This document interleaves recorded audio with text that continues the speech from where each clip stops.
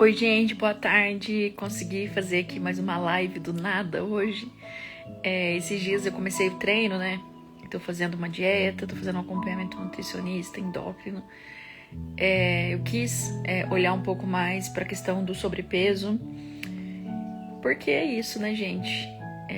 A coisa da obesidade, ela aumenta e diminui. É uma vida inteira, assim, né?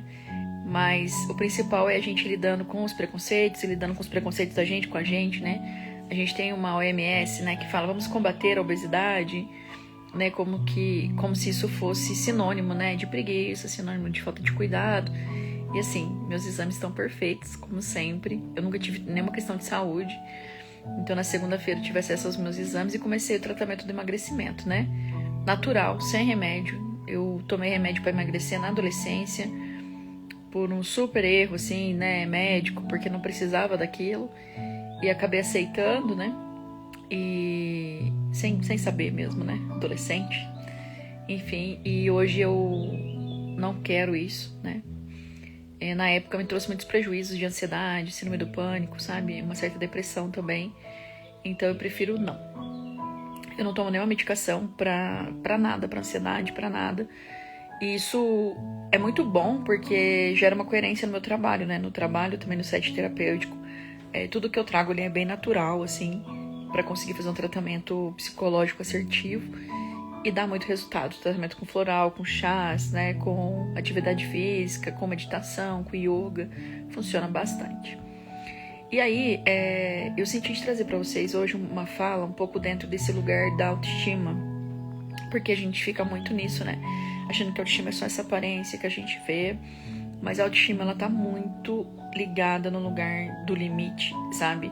É como se a autoestima, ela se desse muito no contorno do limite, como eu coloco essa limitação para a invasão dos outros, para como os outros me leem, falam de mim e se conectam comigo. Então, por exemplo, eu sempre fui uma pessoa espontânea e expansiva. Eu tinha muito isso de compartilhar, né? Tem uma certa ingenuidade que ainda existe dentro de mim, de achar que as pessoas não vão fazer mal daquilo que está sendo falado.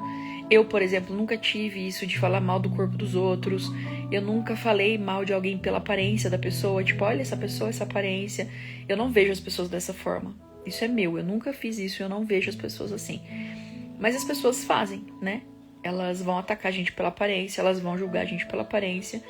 E aí é uma ingenuidade mesmo achar que isso não vai acontecer.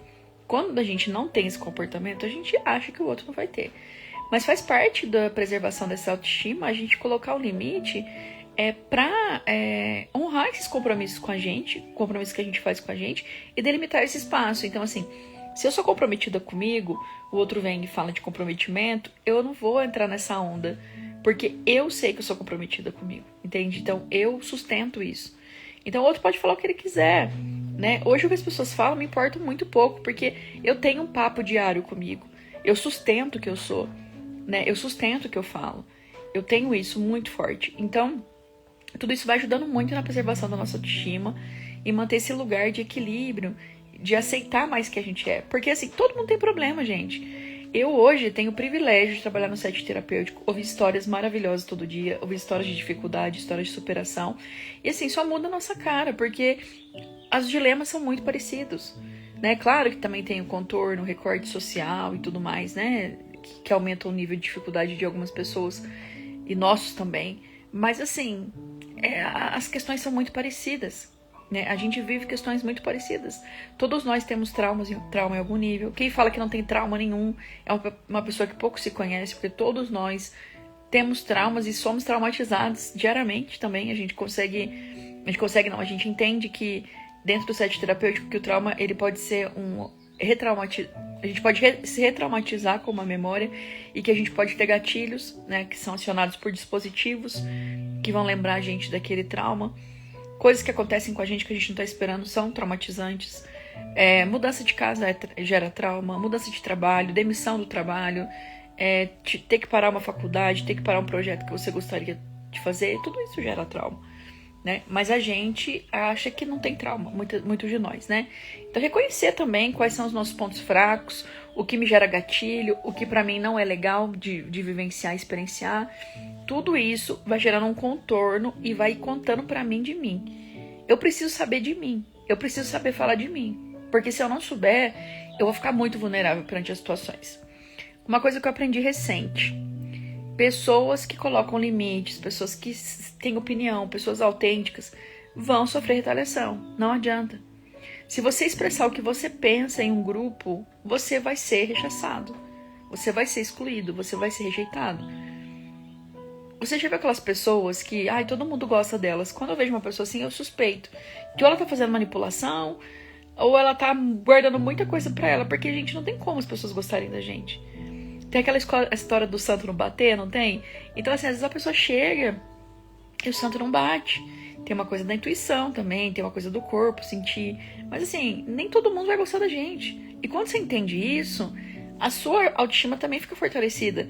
Porque o que o outro sente por mim não diz de mim, diz dele. Rejeição afetiva amorosa, a pessoa decidiu ir embora. Diz do outro. O outro tem o direito de escolher se ele quer ficar ou se ele quer ir embora. Isso não deveria mexer tanto com a nossa autoestima como mexe. Um caso que mexeu muito comigo essa semana, até eu fiquei um pouco off por isso, me gerou gatilhos assim mesmo, assim, de mal-estar. Tudo que fala em relação a se desviver, mexe comigo, né? Eu trabalho com saúde mental, então é uma preocupação a gente lidar com isso, com pessoas que têm ideação suicida, que não querem mais viver, a gente lida com isso, né? E aí quando você vê um psicólogo que tira a própria vida, mexe com a gente. Principalmente pelas críticas na internet, né? Eu fui ler os comentários, muita gente falando, o cara era psicólogo, como que ele não percebeu? E aí eu gosto muito de falar do arquiteto que tá ali fazendo projetos, né? O cara faz lá casas lindas. Você vai na casa dele, você acha que a casa do arquiteto é igual a que ele construiu, linda, maravilhosa? Muitas das vezes não é, ele não tem recurso ainda pra isso, né? E às vezes a gente lida com histórias maravilhosas, ajuda a pessoa a atravessar e você tá passando por um momento horroroso na sua vida. Porque a gente não deixa de ser humano quando a gente tá atendendo a pessoa. A gente é humano, atendendo outro ser humano. Às vezes a gente tá em dor e tá atendendo um ser humano, entendeu? Então esse cara, ele começou a se relacionar com um cara mais novo. E aí, em novembro do ano passado, eu acho, eles se casaram. Acho que foi no final, meio do ano pra frente, eles se casaram. Então, o Carlos com 48 anos, o Arthur com 18 anos, uma diferença grande de idade, se casaram.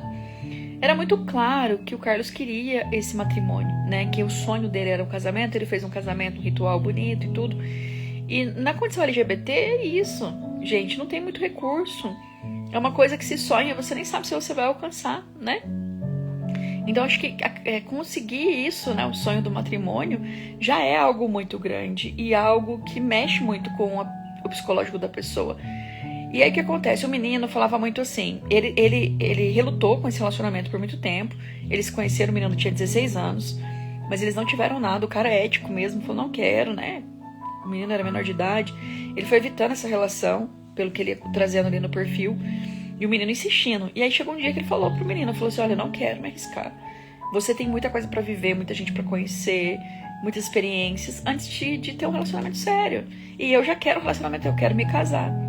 Aí o cara fala, o menino mais novo, por que eu vou viver tudo isso se eu já encontrei você, que é o amor da minha vida? Então as pessoas, elas fazem promessas sobre relacionamentos.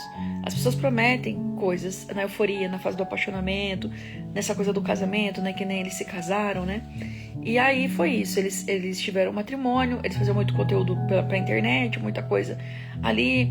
A gente olhando, você percebe que tem uma demanda muito grande da própria internet, né? Uma demanda ali pro relacionamento perfeito. A gente sabe que as pessoas só mostram na internet o que elas querem. E por trás tem muita coisa ali que fica obscura. A pessoa vai ficar falando de tristeza, né? Não vai falar que tá com ideação suicida na internet. E aí isso é uma coisa que marcou bastante. Porque aí ele descobre uma traição no domingo de Páscoa. Ele faz aí uma publicação, né, dizendo que foi traído, que o casamento acabou, e que depois ele faria uma live contando por que eles terminaram. E o que acontece é que ele se desvive, né, ele pula do prédio do 10º andar. E foi muito chocante, né, ele deixa uma carta dizendo que ele tava indo embora, que ele era uma boa pessoa, que Deus estava de braços abertos para recebê-lo, mas que ele não queria mais ficar aqui, né. Ele disse que não tinha rancor do menino, do marido, mas queria ir embora, porque ele não queria mais ficar nessa terra e tal. E isso é uma coisa que a gente escuta muito nas nossas mentorias, nas pós-graduações. Eu fiz 3 pós-graduações em 2025, né? Eu fiz a neuropsicologia clínica, a neuropsicologia social e fiz avaliação psicológica também. E unanimemente, assim, os 30 professores que acompanharam a gente dizendo: a gente vai ver muita situação de suicídio agora. Vai ser uma coisa muito comum da gente ver, por conta da crise de saúde mental que se arrasta desde a pandemia, né? Então, assim, você não sabe o que a pessoa tá passando, você não sabe. Você, às vezes, faz um relato na internet, né, com a intenção de abrir seu coração, de contar alguma coisa que te machucou, e as pessoas vão atacar. Vão dizer que você é vitimista, vão dizer que você tá contando uma história a partir de um ponto de vista que não é realidade, porque elas não conhecem a história, né? Então, assim, a gente tem que se preservar, a gente tem que usar isso aqui com sabedoria, que nem na minha vida, pouca gente sabe, né? A minha vida não é exposta aqui. Quando eu conto algum caso para fazer link com a psicologia, com a neuropsicologia, com a psicologia transpessoal, eu faço com o maior cuidado, assim, porque realmente eu não tenho intenção nenhuma de ferir a história de ninguém e nem de causar mal-estar para ninguém. Eu sempre trago um ponto de vista dentro desse lugar de consciência, né? Quando a gente fala de relacionamentos tóxicos, de manipulação, a gente tá falando de situações que vão... Oi, Karen, tudo bem? Ai, as duas Karens. Eu tenho uma amiga muito próxima, a Karen, também. Quando a gente fala de manipulação, a gente fala de traição. Quando eu comecei na psicologia transpessoal, eles já trouxeram alguns dados pra gente dizendo que a maioria das pessoas que moram na rua tiveram problemas conjugais. Isso foi uma coisa muito séria, assim, que eu tive acesso e eu não acreditei naquilo. Eu falei, gente, sério? E aí, eu sempre gostei de ir pra campo, né, por causa do jornalismo, me basear ali em fatos reais, né? E aí, foi plantado em mim essa curiosidade, né? Saudade também, querida. Depois a gente conversa um pouquinho no privado, tá? Mas tô falando de relacionamentos, né? Você é uma pessoa que se relaciona há muito tempo, desde muito nova, né? E a gente pode ir trocando essas figurinhas aí. Ô, Karen, obrigada. Karen é advogada, né? Pelo perfil aqui. Acredito que deve atender muitas mulheres, né? Ajudar muitas mulheres também. Muito bom. Bom, quando a gente fala de relacionamentos, né? Então, essa coisa de ir pra campo, eu sempre gostei de conversar com o pessoal que está em estado de vulnerabilidade, né? Já fiz algum trabalho social também nas ruas. E aí, quando eu tive acesso a essa pesquisa, eu realmente perguntava para os moradores, né? Por que eles estavam na rua. E a maioria era isso. A minha esposa me colocou para fora de casa. Eu terminei o relacionamento com meu marido, saí com os filhos. Então, você via mulher com criança na rua. Você via questões muito sérias, assim, ligadas ao vínculo afetivo. Então, relacionamento não é brincadeira, não é brincadeira. A gente zomba, às vezes, quando vê essas situações. Na internet é, assim, o tribunal, né? As pessoas dizendo, poxa, tirar a própria vida por causa de um término de relacionamento. Só quem foi traído sabe a dor que é. Só quem criou uma relação com base na confiança mesmo, sabe a dor que é quando você é traído e essa confiança desmorona. Então, eu comecei esse vídeo falando de autoestima porque a gente precisa ter um eixo muito forte em nós mesmos. A gente não pode criar a nossa vida, construir a nossa vida com base no outro. Porque o outro vai embora. O outro, ele vai embora. Ele tem o direito de ir embora. Ele tem o direito de não querer mais a relação. O que ele não tem o direito é de ser mentiroso, traidor, enganador. Isso ele não tem o direito, né? Os acordos feitos entre o casal, eles são importantes, né? Esses acordos, eles têm que ser cumpridos. Mas se a pessoa, né, não tá mais interessada nessa relação, ela tem todo o direito de ir embora. Ela só precisa ter a hombridade de comunicar, né? De dizer, olha, não quero mais essa relação, quero viver outra coisa. Mas a maioria das pessoas não querem abrir mão. Porque uma relação, ela oferece muito status, ela oferece uma paz, né? Tem pessoas que oferecem isso, um lar aconchegante de paz. Tem pessoas que são muito leais, e é muito bom você ter essas pessoas do lado. Agora, o que não combina é uma pessoa leal se relacionando com uma pessoa manipuladora, né? Que vai tirar daquela pessoa, extrair energia vital daquela pessoa porque não tá sendo honrosa naquela relação. Então, quando a gente entra numa relação, a gente tem que entrar com a gente, inteiros em nós. Inteiros em nós. Não tem como a gente estar numa relação sem estar inteiro. Isso não vai dar certo. Na história da metade da laranja não funciona. Outra coisa que a gente fala muito nos grupos, que a gente estuda codependência e a gente percebe, é que quando você tá numa relação de codependência, o outro vai dar muito tom do seu comportamento, né? Então você fica dependente do outro. E geralmente as duas pessoas acabam sendo dependentes emocionais quando rola essa atração, assim. E aí o outro fica dependente da validação do outro.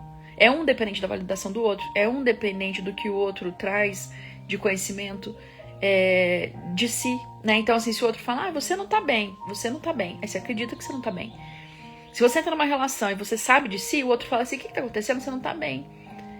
E às vezes você não tá bem por causa do comportamento do outro, mas você começa a perceber manipulação. E aí você sustenta, não, estou bem, sim. Talvez eu esteja com um pouco de TPM, eu não sei. E você vai criando um limite na relação. Você não vai colocando de bandeja pro outro os achismos dele, trazidos numa bandeja. Você vai degustar aquilo e aceitar aquilo como uma verdade. A gente deve ter as nossas próprias verdades dentro da relação, né? O que a gente vê muito hoje é essa coisa do feminicídio horrorosa, né? Mulheres sofrendo violência toda hora. O que isso quer dizer? Quer dizer que os caras estão achando que podem manipular mulheres e que podem fazer o que quiserem com mulheres. Porque os nossos direitos foram garantidos há pouco tempo. A minha avó não teve direito a ter um CPF, uma carteira de motorista. Minha avó não pôde ter. O que eu tenho, a minha avó não pôde ter. Minha mãe teve metade da vida para ter. E eu, desde muito nova, pude ter. Graças a elas, né?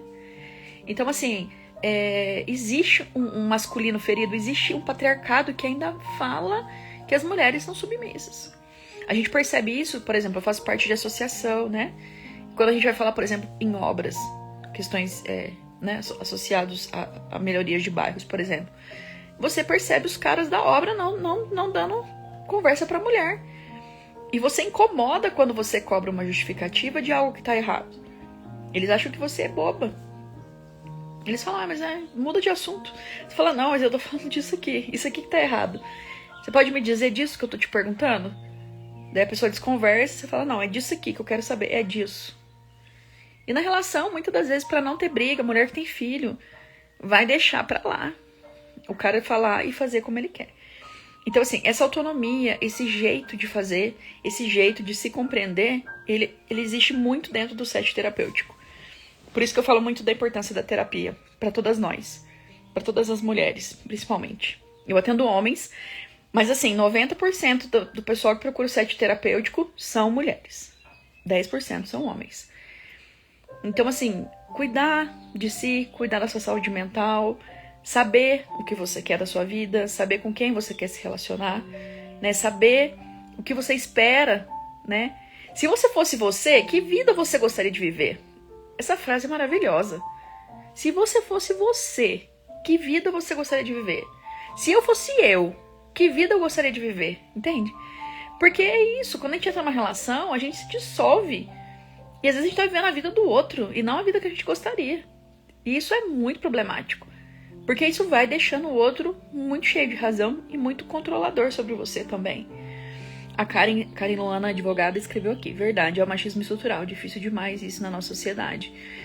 Isso é estrutural, real, assim, né? A gente vive isso há muitos anos. Com a chegada do feminismo, a gente tem um respiro, né? Só que, assim, existem muitas mulheres machistas, isso dificulta muita história. Porque as mulheres machistas, elas não apoiam o feminismo, né? Por óbvio. E esses dias eu vi até um post de um cara, de um Red Pill, que ele escreveu assim: mulheres, o feminismo caiu. Voltem a cuidar das casas, a fazer bolo de tarde, ficar tranquila dentro de casa, servindo o marido. E aí uma feminista escreveu: se esse lugar fosse tão confortável e tão bom, vocês já teriam ocupado. Vocês, homens, já teriam ocupado esse lugar. Né? Outra fala que é muito forte também, que diz: se não existissem os homens, quem protegeria as mulheres? E aí a resposta é: defenderia de quem? Então, assim, isso tem que acabar. Isso tem que acabar. Pelas filhas, pelas netas que virão, pelas gerações que virão. Isso tem que acabar agora, com a gente. E a gente termina isso, entre aspas, né? Um terminar no sentido de dar fim, pelo menos no nosso entorno, se posicionando. Se posicionando. Quando a gente se comunicar com alguém, principalmente com homens machistas, e eles começarem a, sabe, quererem pintar uma ideia de que você tá louca, dissimulada, você se posiciona, você mostra dados, você filma, você tem que se posicionar, não tem como. A gente precisa ter postura.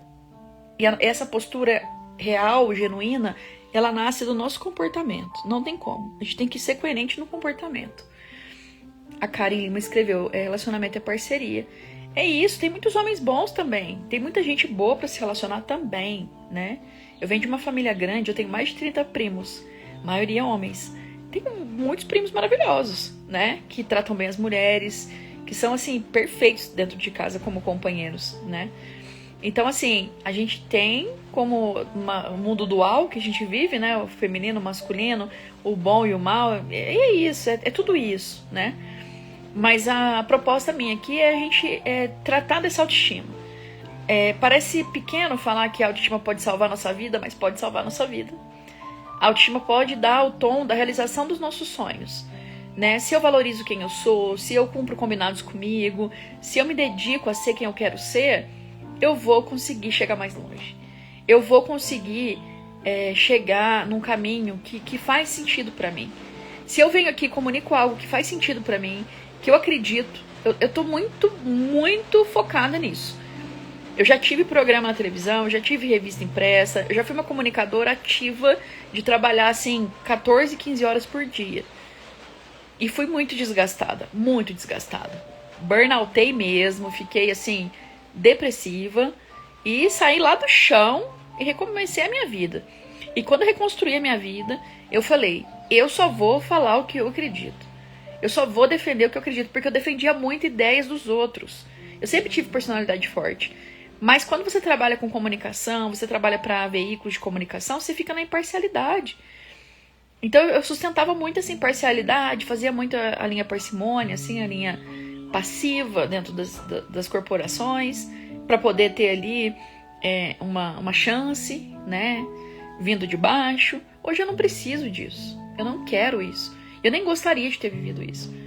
Se a Vanessa hoje, que vai fazer 42 anos esse mês, pudesse conversar com a Vanessa que começou a carreira com 27 no jornalismo, o papo seria, querida, você não precisa se colocar em situações de se inferiorizar, né, de aceitar abuso psicológico, de aceitar essas invasões para ser quem você é, né? Mas a Vanessa que eu fui é a Vanessa que eu sou, né? Tudo sou eu. A gente acha que pode excluir as partes feias que a gente tem. A gente não pode, a gente só pode pôr luz, né? Pôr luz em partes feias que a gente tem. E a gente é falho, e a gente vai falhar. Só que a intenção de ser mais coerente é o que faz a diferença. É o que tem feito a diferença na minha vida. Eu tenho intenção de ser coerente. Eu tenho intenção de ser uma boa pessoa. Eu tenho uma intenção de ser justa, verdadeira. Então isso vai sustentando a minha vida, me trazendo uma vida de muita paz. Hoje eu tenho uma vida de paz, tranquilidade. Consigo fazer escolhas muito melhores do que as de antigamente. Consigo ver quando as coisas não estão fluindo, né? Então é isso. Eu acho que um pouco do que eu queria trazer era isso, assim, sabe? Criemos um ciclo seguro pra gente. Criemos uma vida autêntica, uma vida com propósito, uma vida que sirva aos nossos propósitos. Porque se a gente não conseguir fazer isso, a gente não consegue nem servir ao outro, a gente não consegue nem ajudar as pessoas, a gente não consegue ajudar a causa social, a gente não consegue nada, né? A gente precisa primeiro ser bom para nós, para conseguir ser bons para os outros. E é isso, lugares que vocês estiverem, ocupem eles, ocupem, defendam suas ideias, suas palavras, suas vontades, seus desejos, defendam quem vocês são. Isso é muito importante, muito importante. E é isso. Semana passada eu consegui trazer as perguntas que chegaram no inbox, mas hoje eu não consegui. Mas falando de relacionamento, chegava muita pergunta assim, né? A gente tá falando muito de narcisismo, de codependência. A gente tem falado muito das relações evolutivas, né? E uma das coisas que eu queria falar, que eu lembrei, é que não tem como, né, a gente ter boas relações se a gente não for boas pessoas. As relações, elas vão dar o tom pra gente desse espelho que se levanta, né? Quando a gente tá se relacionando com qualquer pessoa, levanta um espelho, assim. Como eu sou com essa pessoa? É uma oportunidade da gente ser melhor também, quando a gente conhece alguém. Mas não tem como a gente não ter uma vida interior hoje em dia. Acho que nem antes não tinha como, né? Mas assim, hoje, se a gente não lê, se a gente não se informa, se a gente não filtra esse monte de informação, onde tudo parece ser importante, tudo a gente quer saber, né? Eu preciso saber, é igual eu falei no começo, falar de mim. Então assim, do que eu gosto, o que eu quero ler, que conteúdo eu quero consumir, com que pessoas eu quero me relacionar, né? Eu, por exemplo, trabalho com terapias hoje, né? Trabalho dentro de clínica, trabalho online, também com grupos terapêuticos. Não me estafa, porque eu amo fazer isso. Eu amo escutar histórias das pessoas e ajudá-las a atravessarem. Eu quero ajudar as pessoas a passarem por onde eu passei, assim, sabe? Vem aqui que dá pra dar uma encurtada no caminho. E a minha proposta é sempre estar na presença, honrando a presença da pessoa. Isso pra mim é muito forte e é sagrado, chega a ser sagrado mesmo. É um lugar que eu consigo ter uma entrega muito profunda. Então assim, eu sei do valor que isso tem pra mim. Eu sei o quanto eu demorei pra construir isso.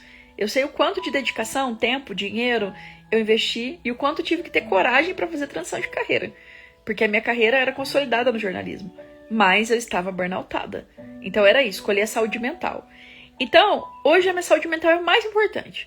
Eu não vou ficar perto de pessoas que são assim, frequência no pé, sabe? Pessoas muito reclamonas, pessoas que não querem evoluir. Porque é uma diferença eu chegar e falar, gente, tô com um problema, né? Quando a gente termina relacionamento, a gente fica chatão, porque você sofre, né? Um tempo, você vai desabafar. Mas assim, não dá pra ficar nessa frequência baixa, né? Com essa pressão baixa, eu brinco, muito tempo. Então, assim, no set terapêutico eu convivo com isso, né? Diariamente. E tenho todo o preparo e tô ali. Mas quando eu tô na minha vida social, na minha vida íntima, isso tem que ter um limite, né? Porque eu tenho uma escuta boa, sou empática, eu consigo dar ali pra pessoa um contorno, mas eu não tô trabalhando, né?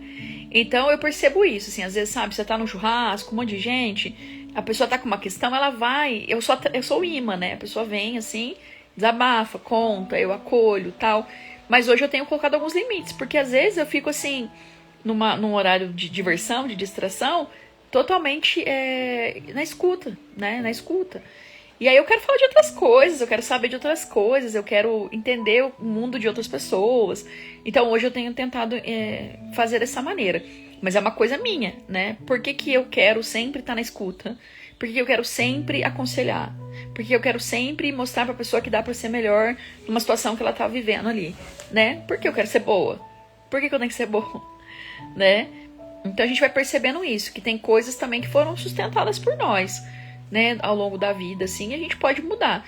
Eu tenho mudado muita coisa. Tem muita coisa que eu não quero ser mais. Tem muita coisa que eu não tenho pretensão de ser. Eu não sou a mesma de antes. Não sou. Quem me conhecer hoje vai ver que eu não sou a mesma de antes. Não sou. Eu tenho muito orgulho porque eu acho que a gente tá nessa terra que é pra evoluir. A coisa mais importante pra mim é evoluir espiritualmente. Não tem nada mais importante que isso. Nada. E pra mim tudo que a gente vive, todas as relações que a gente vive é pra isso. Pra gente atravessar. Pra gente voltar pra casa de um lugar de mais tranquilidade. Gente, quanta gente faz tempo que eu não vejo a Flavinha de Piracicaba. Que legal. Muita gente que há muito tempo eu não vejo. E que eu acredito também que tem mudado muito. A gente muda muito. A gente muda muito. E a gente precisa honrar essa mudança em nós também, sabe? Mudar, honrar essas pessoas essa pessoa que a gente tá se tornando. Eu tenho muito orgulho de quem eu me tornei. E de quem eu ainda vou me tornar, sabe? Um dia também eu li algo que falava assim, que até pra servir a gente tem que ser merecedor. E eu falava, cara, é verdade, porque eu não consigo fazer caridade. Nossa, sou uma pessoa horrorosa, não consigo fazer caridade. E aí eu entendi que pra fazer caridade, a gente tem que merecer. Porque senão a gente tá só trabalhando pelo ego. Entregando o ego pra lá, entregando o ego, servindo o ego pras pessoas, entende? A servidão verdadeira, ela vem desse lugar de sustentar quem eu sou. Sustentar a dor e a delícia de ser quem eu sou. E aí, fazendo uma costura com o começo que eu trouxe, pra finalizar bem, a história desse menino que você desviveu essa semana, pra mim, tem a ver com isso. Quando a gente é muito intenso, a gente entra numa relação de cabeça, e a gente não tem um lugar de vida interior, um lugar sustentado, um eixo nosso, vai ventar e a gente vai embora. Vai ventar e a gente vai embora. A gente vai embora.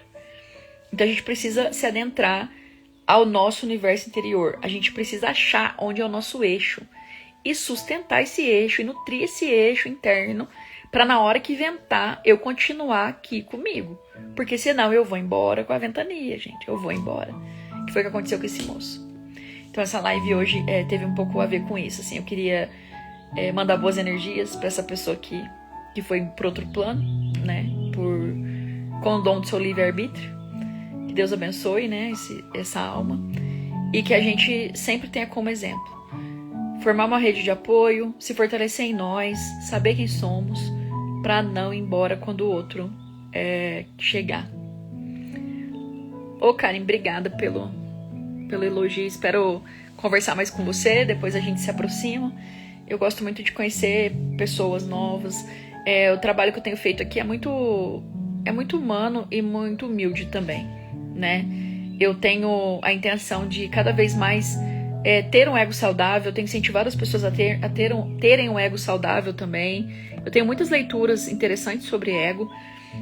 Na psicologia transpessoal eu me aprofundei em trauma e no estudo com ego, né? A gente fala muito da individuação nossa.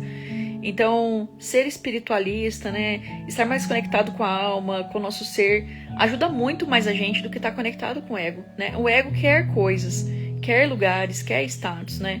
Quando a gente tá no ego, a gente fica muito nisso, sabe?